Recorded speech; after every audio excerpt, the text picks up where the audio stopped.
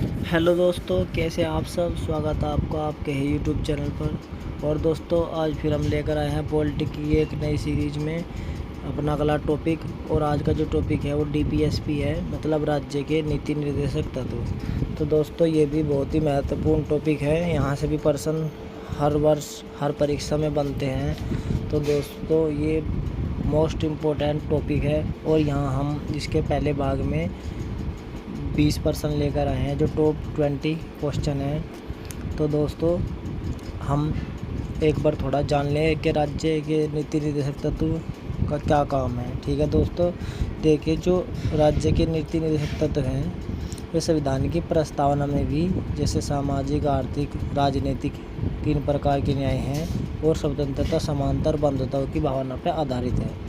ठीक है, तो राज्य के जो नीति निर्देशक तत्व है का उद्देश्य है वह राज्य को लोक कल्याणकारी राज्य की स्थापना करना या बनाना। ठीक है, मतलब जनता के हित में और आर्थिक लोकतंत्र की स्थापना के लिए ये जो नीति से संबंधित निर्देश हैं राज्य के लिए। ठीक है, मतलब ये एक प्रकार से राज्य का कर्तव्य है। ठीक है, तो ये इसीलिए राज्य के निर्देशक तत्व बनाए गए हैं। ठीक है दोस्तों, और इनका जो महत्व यही है कि लोक कल्याणकारी राज्य की स्थापना हो और आर्थिक, सामाजिक, लोकतंत्र की स्थापना। और इसमें जो हमारा संविधान है उसका दर्शन भी शामिल है, निहित है, दर्शन दिखाई देता है। जो मतलब संविधान बनाया था, संविधान बनाने वालों ने, वो इसमें दिखता है कि किस लिए संविधान को बनाया गया। ठीक है दोस्तों, क्योंकि जितने भी सरकार की कल्याणकारी योजनाएं हैं या कार्य हैं वे अधिकांश इनसे ही प्रेरित होते हैं। और जो भी कार्य करते हैं वे राज्य के नीति निर्देशक तत्वों को ध्यान में रखकर ही करते हैं। ठीक है दोस्तों, तो चलिए अब शुरू करते हैं अपना पहला प्रश्न और देखते हैं। चलिए पहला प्रश्न देखते हैं। राज्य के सॉरी, ये गलती हो गया, अभी 1 मिनट। अब देखते हैं, राज्य के नीति निर्देशक तत्व संविधान के किस भाग में है। तो दोस्तों, ये पूछा है कि राज्य के जो नीति निर्देशक तत्व है संविधान के किस भाग में है। ठीक है, क्योंकि इससे पहले मैंने जो भाग पढ़ा वो भाग 3 था और उसमें मूल अधिकार थे। ठीक है दोस्तों, मूल अधिकार 3 भाग में। ठीक है, और यहाँ पर मैं आपको बताना चाहूँगा जो BN राव थे। ठीक है दोस्तों, BN राव। और BN राव कौन थे? संविधान सभा के एडवाइज़र, मतलब सलाहकार थे। ठीक है दोस्तों, तो उन्होंने क्या कहा था कि संविधान जो अधिकार है दोस्तों वो दो प्रकार के हैं। ठीक है दोस्तों, कितने प्रकार के हैं? 2 प्रकार के हैं। और एक तो सरकार, अब देखिए के अधिकार को 2 भागों में बांटा जाए। ठीक है, मतलब 2 प्रकार के हैं। एक तो मैं बताया कि वे अधिकार जो न्यायालय द्वारा मतलब कि परिवर्तित कराए जा सकते हैं। ठीक है, और दूसरे में जो न्यायालय द्वारा परिवर्तनीय नहीं है। ठीक है दोस्तों, मतलब कि जो परिवर्तित करवाए जा सकते हैं भाग 3 में रखते हैं, जिन्हें मूल अधिकार कहते हैं। मतलब उनमें बदलाव हो सकता है। ठीक है, मतलब उनके खिलाफ कोई भी कोर्ट में जा सकता है। ठीक है, क्योंकि संरक्षण कौन दे रहा है? कोर्ट ही देगा। ठीक है, लेकिन जो भाग 4 में है, जो अपरिवर्तित मतलब परिवर्तनीय नहीं है, मतलब जो बदलाव नहीं हो सकता है, जो सरकार की इच्छा पे है, वे भाग 4 में हो गए। ठीक है, तो मतलब BN राव ने क्या कहा था, ये सलाह दी थी कि अधिकारों को 2 भागों में बांटो। ठीक है, एक तो में जो बदले नहीं जा सकते, एक में जो बदले जा सकते हैं। जो बदले जा सकते हैं, जिनको कोर्ट में चैलेंज किया जा सकता है, वे हो गए मूल अधिकार भाग 3 में, और जो सरकार की इच्छा अनुसार है वो भाग 4 में। ठीक है दोस्तों, तो इसका जो सही उत्तर है वह है C4। ठीक है दोस्तों, तो भाग 4 में क्या है? राज्य के नीति निर्देशक तत्व संविधान के भाग 4 में है। ठीक है दोस्तों, अगला प्रश्न देखिए। राज्य के नीति निर्देशक तत्व संविधान के किस अनुच्छेद से किस अनुच्छेद तक है? ठीक है दोस्तों, तो अब ये पूछा है कि भाग 4 में हो गया, अब अनुच्छेद किस से किस तक है। ठीक है, तो दोस्तों अनुच्छेद 36 से, ठीक है, 51 तक क्या है? 36 से 51 तक राज्य के नीति निर्देशक तत्व से संबंधित अनुच्छेद है। ठीक है दोस्तों। और क्योंकि 52 में क्या है, फिर 52 में राष्ट्रपति का पद है। ठीक है। और 35 तक मतलब कि 12 से 35 तक मूल अधिकार है। ठीक है दोस्तों। तो ये 36 से 51 तक अनुच्छेद है। ठीक है। चलिए अगला क्वेश्चन देखते हैं। अगला क्वेश्चन है, राज्य के नीति निर्देशक तत्व से संबंधित कितने अनुच्छेद हैं। ठीक है दोस्तों।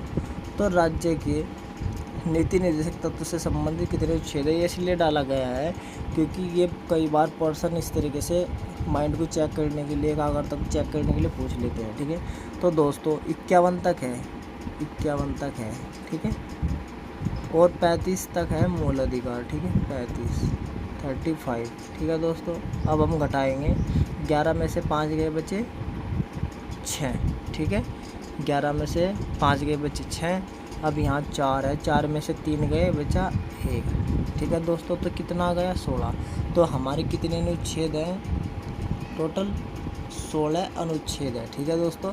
राज्य के नीति निर्देशक तत्व से संबंधित 16 अनुच्छेद भारतीय संविधान में है। ठीक है। और इनमें संशोधन भी हुआ है। ठीक है दोस्तों, क्योंकि तीन अनुच्छेद कैसे लगे हैं। ठीक है। यदि वैसे पूछे दूसरे तरीके से कि संशोधन समेत कितने हैं, तो तब कितने होंगे, 19। ठीक है।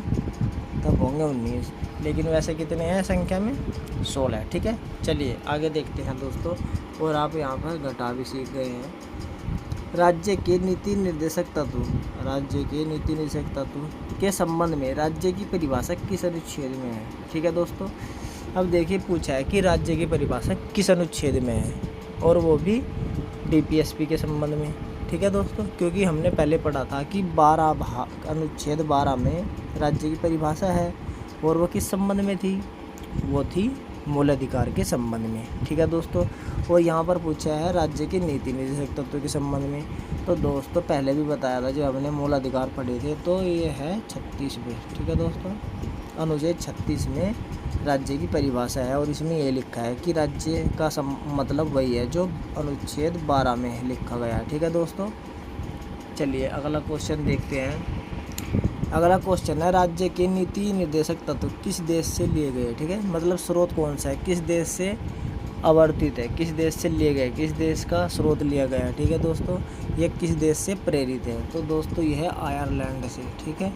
आयरलैंड से राज्य के नीति निर्देशक तत्व प्रेरित है, वर्णित है। यहाँ पर ये मोस्ट इम्पोर्टेंट पर्सन हो जाता है। ठीक है। चलिए ये हमने संविधान के स्रोत में भी पढ़ा था। अगला प्रश्न है, राज्य के नीति निर्देशक तत्व की तुलना बैंक के चेक से किसने की है। ठीक है दोस्तों। अब ये पूछा है कि बैंक के चेक से की तुलना किसने की है। ठीक है दोस्तों। मतलब किसने कहा है कि ये एक बैंक के चेक की तरह है राज्य के नीति निर्देशक तत्व। ठीक है दोस्तों। तो ये कहा है के.टी. शाह ने। ठीक है दोस्तों। और के.टी. शाह ने अपने शब्द में कहा था कि राज्य के नीति निर्देशक तत्व सिद्धांत मतलब एक थ्योरी ऐसी है, मतलब एक ऐसा चेक है जो बैंक की सुविधा अनुसार अदा किया जा सकता है। ठीक है। बैंक की सुविधा अनुसार अदा किया जा सकता है। ठीक है। तो वो कैसे भी घुमा फिरा कर पूछ सकते हैं। ठीक है। तो यहाँ पर ध्यान रखना, बैंक के चेक से संबंधित उसे तुलना की है। ठीक है दोस्तों। तो किसने की है, के.टी. शाह ने। ठीक है दोस्तों। चलिए अगला क्वेश्चन देखते हैं। अगला प्रश्न है, लोक कल्याणकारी राज्य की स्थापना कौन करते हैं। ठीक है। तो लोक कल्याणकारी राज्य की स्थापना दोस्तों पहले भी बताया, राज्य क्योंकि राज्य के नीति निर्देशक तत्व किस लिए बनाए गए हैं, लोक कल्याणकारी राज्य की स्थापना करने के लिए। तो यहाँ पर ये आएगा। ठीक है। Option D. और जो मूल अधिकार है वो अधिकारों के लिए ही हैं। अभी बताता हूँ, प्रस्तावना में इनका दर्शन मिलता है। ठीक है दोस्तों। प्रस्तावना में भी क्या मिलता है, इनका कुछ दर्शन मिलता है राज्य के नीति निर्देशक तत्वों का। ठीक है। चलिए अगला क्वेश्चन देखिए। राज्य के नीति निर्देशक तत्व के संबंध में किसने आर्थिक लोकतंत्र, ठीक है, आर्थिक लोकतंत्र लक्ष्य शब्द का प्रयोग किया था। ठीक है दोस्तों। अब यहाँ पर ये पूछा है कि किसने राज्य के नीति निर्देशक तत्व के संबंध में यह स्टेटमेंट दिया था। ठीक है। तो मैं आपको बताना चाहूँगा, इसको तो सही उत्तर है वो है डॉक्टर अम्बेडकर, जो भारत के संविधान के जनक है। और डॉक्टर अंबेडकर ने कहा था कि नीति निर्देशक तत्वों का बहुत बड़ा मूल्य है, ठीक है, मतलब वैल्यू बहुत ज़्यादा है। ये भारतीय राज्य व्यवस्था के लक्ष्य, भारतीय राज्य व्यवस्था का लक्ष्य क्या है? भारतीय राज्य व्यवस्था का लक्ष्य है आर्थिक लोकतंत्र, ठीक है दोस्तों, आर्थिक लोकतंत्र को निर्धारित करते हैं, जैसा राजनीतिक लोकतंत्र में प्रकट होता है, ठीक है दोस्तों। तो यहाँ पर ये ध्यान रखना, आर्थिक लोकतंत्र, ठीक है। चलिए आगे देखते हैं अगला प्रश्न।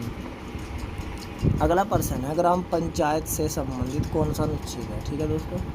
तो ग्राम पंचायत से संबंधित कौन सा अनुच्छेद है? तो दोस्तों ग्राम पंचायत से अनुच्छेद जो संबंधित है वह है 40, ठीक है दोस्तों, 40 अनुच्छेद जो है ये ग्राम पंचायत से संबंधित है, ठीक है। इसमें क्या है कि ग्राम पंचायतों का संगठन करना होगा, ठीक है, उन्हें स्वायत्त शासन की इकाई के रूप में क्या करना होगा, शक्तियाँ दी गई है, अधिकार भी दिए गए हैं, ठीक है दोस्तों। चलिए अब जैसे 39 है, 39, तो इसमें क्या है, इसमें जो 39 है अनुच्छेद, इसमें भी देख लेंगे। इसमें है राज्य 39 में राज्य द्वारा कुछ नीति के तत्व है, ठीक है, अनुसरणीय, जैसे पुरुष और स्त्री सभी नागरिकों को क्या करना है, आजीविका के साधन प्राप्त करने का अधिकार, ठीक है। और जैसे टॉयलेट बनवाना, समुदाय के भौतिक संसाधनों का उचित वितरण और स्वामित्व, ठीक है दोस्तों। और उत्पादन के साधनों का भी विकेंद्रीकरण करना है, ठीक है। और इसमें क्या करना है, समान कार्य के लिए समान वेतन, जो सबसे इम्पोर्टेंट है इसमें 39 में, समान कार्य के लिए समान कार्य समान वेतन, ठीक है, समान वेतन, समान कार्य समान वेतन, मतलब कि जैसे कोई टीचर है और जैसे वर्तमान में उत्तर प्रदेश में यदि बात करें, जैसे शिक्षा मित्र है या अनुदेशक है, ठीक है, तो वे भी पढ़ा रहे हैं और सहायक अध्यापक भी पढ़ा रहे हैं, तो काम बराबर है, ठीक है, मतलब समान कार्य है, ठीक है, लेकिन वेतन समान नहीं है, ठीक है दोस्तों। तो यहाँ पर क्या होगा, इसमें ये जो 39 अनुच्छेद है इसमें निर्देश दिए गए हैं, ठीक है, निर्देश दिए गए हैं। अब वो सरकार की इच्छा है कि वो समान वेतन दे या ना दे, ठीक है। तो इसमें बात कही गई है, यदि क्वेश्चन आ जाए कि समान कार्य समान वेतन अनुच्छेद किससे संबंधित है, या कौन से अनुच्छेद में इसका वर्णन है, ठीक है दोस्तों। और यहाँ पर बात की है स्त्री और पुरुष की, ठीक है, ठीक है, स्त्री और पुरुष की, मतलब कि ऐसा नहीं है कि भाई जो महिला है उसको मिल रहे हैं 500 रुपये उसी काम के लिए, ठीक है, और जो पुरुष है उसको 800 रुपये मिल रहे हैं। या जैसे मैंने अभी जो उत्तर प्रदेश में सरकारी स्कूलों को बताया, अब जैसे महिलाएं हैं, ठीक है, अब यहाँ देखो सरकार ने सब बराबर कर रखा है। जैसे महिलाएं हैं तो महिलाओं को भी जो सरकारी अध्यापक है उसको कितने मिल रहे हैं, उसको भी इतने पैसे मिल रहे हैं जो महिला है, और पुरुष को भी इतने मिल रहे हैं, पहली बात। दूसरी बात है सरकार ने ये भी कर रखा है समान ही कि जो शिक्षा मित्र है महिला उसको भी 10,000 रुपये महीना, और जो पुरुष है उसको भी 10,000 रुपये महीना, समान कार्य समान वेतन स्त्री पुरुष के लिए, ठीक है, कर्मकारों के लिए। तो यहाँ पर सरकार ने ये मतलब कोई भेदभाव नहीं कर रखा है, ठीक है दोस्तों। तो इसमें यहाँ पर भी ये कर रखा है। और इसमें क्या है, स्त्री और पुरुष, ठीक है, स्वास्थ्य और उनके बच्चे, ठीक है, और उन जो आवश्यकता पड़ने पर रोजगार में, ठीक है, उनकी आयु से संबंधित आदि इसमें दे रखा है, ठीक है। और बच्चों के स्वतंत्र गरिमामयी वातावरण भी, स्वास्थ्य विकास के अवसर सुविधा दी जाए, बच्चों के अल्पवयी व्यक्तियों के शोषण तथा नैतिक और आर्थिक परित्याग से रक्षा करना, ठीक है। और इसमें जो जोड़े गए हैं ना इतने सारे, ये जोड़े गए 42वें संविधान संशोधन द्वारा, ठीक है। और ये कब हुआ था, 42वां संशोधन बताया था आपको 1976 में, ठीक है। और 44वां 4 4 दूनी 8 मतलब 78 में, ठीक है दोस्तों। और इसमें एक और भी हुआ था, ठीक है, इसका 39 का भी है, ठीक है, उसमें भी समान अवसर के आधार पर न्याय देना है, ठीक है दोस्तों।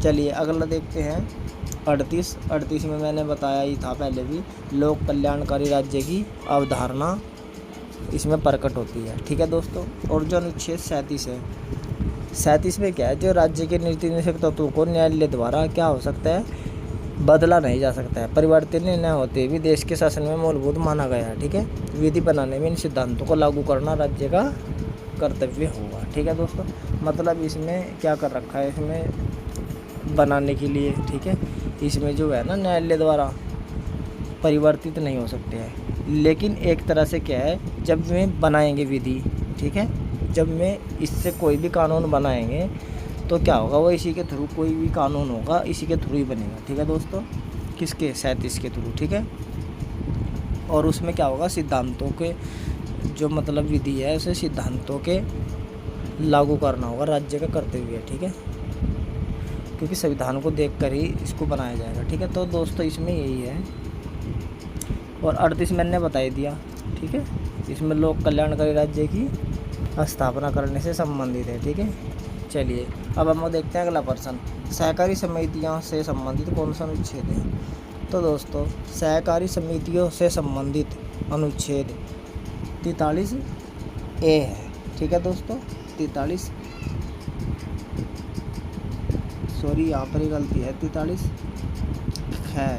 ठीक है, बी मतलब, तो यहाँ पर 43 बी है। ठीक है दोस्तों, ये 43 बी 43 और इसे बोलते हैं खै। ठीक है दोस्तों, इस तरीके से। ठीक है, और ये क्योंकि इसमें संविधान संशोधन हुए हैं, जैसे 43 कै हो गया। ठीक है, 42वें संविधान संशोधन द्वारा लगाएगा। और ये जो सहकारी समितियाँ हैं, ये भी 57वां जो संविधान संशोधन है 2011 में हुआ, ये इसमें सहकारी समितियाँ जोड़ी गई। ठीक है दोस्तों, तो इससे संबंधित कौन सा है, सहकारी समिति से संबंधित अनुच्छेद 43 है। ठीक है दोस्तों, चलिए अगला क्वेश्चन देखते हैं। अगला क्वेश्चन है, समान नागरिक संहिता से संबंधित कौन सा अनुच्छेद है। तो दोस्तों समान माने समान है, यहाँ पर जो संख्या भी समान है तो वही है। तो यहाँ पर 2-2, यहाँ पर ये दोनों संख्या समान है, 4-4। ठीक है दोस्तों, तो 4-4 मतलब समान है दोनों, 4-4 दोनों समान है, तो इसलिए समान नागरिक संहिता। ठीक है, मतलब ये अभी उत्तराखंड ने जारी किया है, राज्य पहला बना है जिसने जारी किया है समान नागरिक संहिता। ठीक है दोस्तों, और इसमें सभी के लिए समान कानून होगा। ठीक है, नागरिकों के लिए एक समान कानून होगा, संहिता होगी। ठीक है, चलिए अगला प्रश्न देखिए, 6 वर्ष से कम आयु के बच्चों को शिक्षा से संबंधित कौन सा अनुच्छेद है। तो 6 वर्ष से कम आयु के बच्चों को, ठीक है, उनकी शिक्षा और उनकी देखभाल, ठीक है, उससे संबंधित कौन सा अनुच्छेद है। तो दोस्तों उससे संबंधित जो अनुच्छेद है वह 45। ठीक है दोस्तों, अब यहाँ पर कन्फ्यूज नहीं होना है, क्योंकि 21 ए भी क्या है, 21 है 6 से 14 वर्ष के बच्चों को निःशुल्क शिक्षा। ठीक है दोस्तों, निःशुल्क शिक्षा। और यहाँ पर है इसमें 45 में 6 वर्ष से कम बच्चों को। ठीक है, तो यहाँ पर कन्फ्यूज नहीं होना है। ठीक है, तो चलिए दोस्तों अब हाँ, और ये जो 45वां है, इसमें ये जो किया गया है ना, 6 वर्ष से कम आयु के बच्चों को शिक्षा और उनकी देखभाल, ये 46वां संविधान संशोधन द्वारा 2002 में लाया गया। ठीक है दोस्तों, चलिए अगला प्रश्न देखते हैं। अगला प्रश्न है, कृषि तथा पशुपालन से संबंधित कौन सा अनुच्छेद है। तो दोस्तों कृषि और पशुपालन से संबंधित, इससे संबंधित कौन सा है, तो ये है दोस्तों हमारा 48। ठीक है, 48। ठीक है दोस्तों, ये हमारा सही है, कृषि तथा पशुपालन से संबंध। अब जैसे ऐसे समझिए, जैसे कृषि, ठीक है, जैसे सरकार अभी क्या कर रही है, सब्सिडी भी देती है। ठीक है दोस्तों, या वो क्या करती है, जैसे 2000 रुपये की किस्त भी दे रही है, तो वो इसी के अंतर्गत कानून बनाया गया है। ठीक है, ये मान कर चलिए आप। ठीक है, और जितने भी किस्म के बीज है, और जैसे गाय, बछड़े, दुधारू पशु, ठीक है, नस्लों का परीक्षण भी है, और उनमें सुधार करना, उनके वध पर रोक लगाना, जैसे गाय हत्या पर रोक है। ठीक है, तो इस तरह के जो कानून है वे इसके अंतर्गत ही बनाए गए हैं सरकार द्वारा। ठीक है, कृषि तथा पशुपालन से संबंधित कौन सा अनुच्छेद है, 48। और जितने भी ये सब चीज़ें हैं अभी बताया, जैसे गौ हत्या पर रोक, ठीक है, और जैसे गौशाला बनाई गई हैं उत्तर प्रदेश में भी, तो वे सब इसी के अंतर्गत मानी जाएंगी। ठीक है, चलिए अगला है, पर्यावरण संरक्षण से संबंधित कौन सा अनुच्छेद है। तो दोस्तों पर्यावरण संरक्षण से संबंधित एक ही अनुच्छेद है बस केवल, और ये भी 48 ए। ठीक है दोस्तों, 48A, क्योंकि 48 में क्या है, कृषि तथा पशुपालन। ठीक है, और ये जो 48A जोड़ा गया है बाद में, ये 42वें संविधान संशोधन द्वारा जोड़ा गया है। 42वां कब है, 1976 में। ठीक है दोस्तों, और इसमें क्या है कि पर्यावरण का संरक्षण करना और उसको संवर्धन करना, मतलब पेड़ लगाने हैं, और जो वन्य जीव हैं उनकी रक्षा करना है। ठीक है दोस्तों, उनकी रक्षा करना है। अच्छा, इसमें देख लेंगे 49 में। ठीक है, अनुच्छेद 49 में क्या है, अनुच्छेद 49 में है जो राज्य की लोक सेवाओं से, ठीक है, सॉरी ये गलती होगा क्योंकि 50 में है, इसे भी बताएंगे अभी। 49 में है कि जो राष्ट्रीय महत्व के स्मारक हैं, स्थान है और वस्तु है, उनका क्या करना है, संरक्षण करना है। ठीक है, उनका क्या करना है, संरक्षण करना है, उनको नुकसान नहीं पहुंचाना है, उनकी सुरक्षा करनी है। ठीक है, जो राष्ट्रीय महत्व के स्मारक है।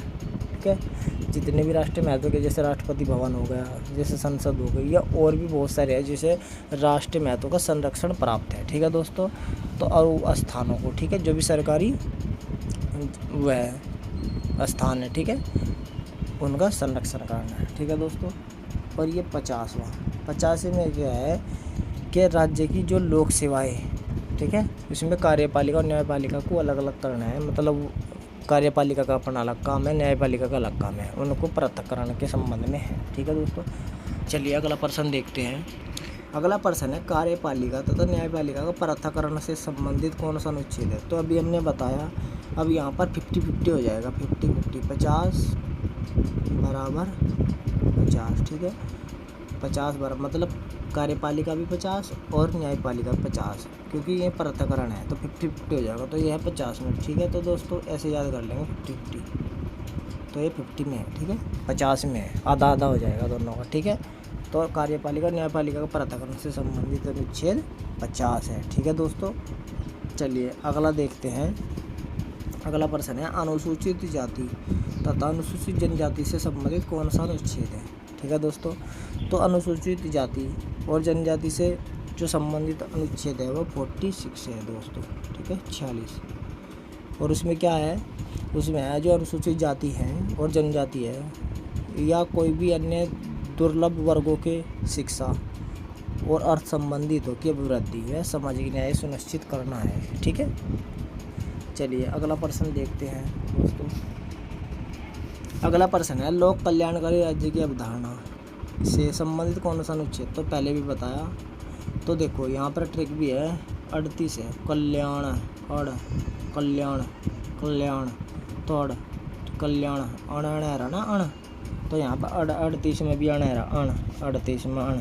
ठीक है दोस्तों, तो 38 में अणहरा, और यहाँ कल्याण, कल्याण अड़, ये और में नहीं आएगा, इसी में आएगा। ठीक है, कल्याण अण 38। ठीक है, तो ये किस में है, अनुच्छेद 38 में है, लोक कल्याणकारी राज्य की अवधारणा। ठीक है दोस्तों, और इसमें क्या है कि जो लोक कल्याणकारी राज्य की स्थापना करनी है तो उसमें उसके लिए क्या करना, सामाजिक व्यवस्था बनाएंगे। ठीक है, राज्य ऐसी सामाजिक व्यवस्था करे जिसमें सामाजिक, आर्थिक, राजनीतिक न्याय, ठीक है, जो तीनों न्याय पहले भी बात करी है, राष्ट्रीय जीवन की सभी संस्थाओं को अनुप्रमाणित करे। ठीक है, अच्छा, और संरक्षण करे लोक कल्याण की वृद्धि करने का प्रयास। ठीक है, और आय, प्रतिष्ठा, सुविधा, अवसरों की असमानताओं को भी समाप्त करने का प्रयास करेंगे। ठीक है, अवसरों की, सबको समान अवसर मिलने चाहिए। ठीक है, तभी क्या होगा, लोक कल्याणकारी राज्य की स्थापना होगी। ठीक है दोस्तों, और इसके बाद हमने 37वां भी देख लिया, अनुच्छेद 36वां भी देख लिया। 36 में राज्य की परिभाषा है।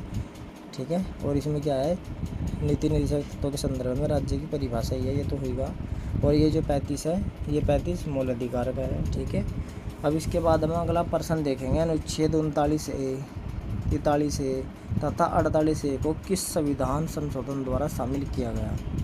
ठीक है दोस्तों, तो ये जो शामिल किया गया है, ये 42वें संविधान संशोधन अधिनियम द्वारा 1976 में। ठीक है, किसके द्वारा, 42वें। ठीक है, तो यहाँ पर ए ऑप्शन सही होगा, 42वें, कब, 1976 में। ठीक है दोस्तों, तो 1976 में शामिल किए गए तीनों के तीनों। ठीक है, और इसमें क्या है देख लेते हैं, इनमें जैसे 42 है, अनुच्छेद 42 है दोस्तों, तो अनुच्छेद 42 में क्या है, इसको देख लेंगे। अनुच्छेद 42 में है कार्य की न्याय संगत, ठीक है, और मान्य दशाओं तथा मातृत्व सुरक्षा हेतु सहायता करना, मतलब जो काम है वो न्याय संगत होना चाहिए, ठीक है।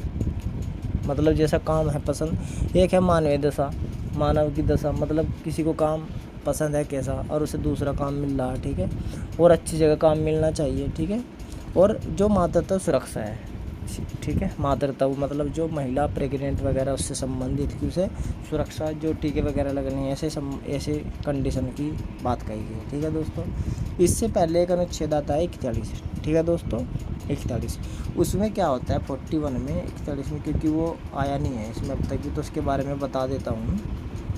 उसमें कुछ कंडीशन दे रखी है, कुछ दशाएं दे रखी हैं, ठीक है, जैसे कि बुढ़ापा, बेरोजगारी, बीमारी और अशक्तता, मतलब ठीक है, आदि की दशा में काम, शिक्षा, लोक सहायता पाने का अधिकार सुनिश्चित कराना किसका काम है? राज्य का, ठीक है। ये राज्य करेगा कि जो बेरोजगार है उसे रोजगार दे, जो बीमार है उसे, जैसे सरकार ने क्या किया है, आयुष्मान कार्ड बनाया है बीमारी का है, जो बेरोजगारी के लिए भर्ती निकालती है, ठीक है।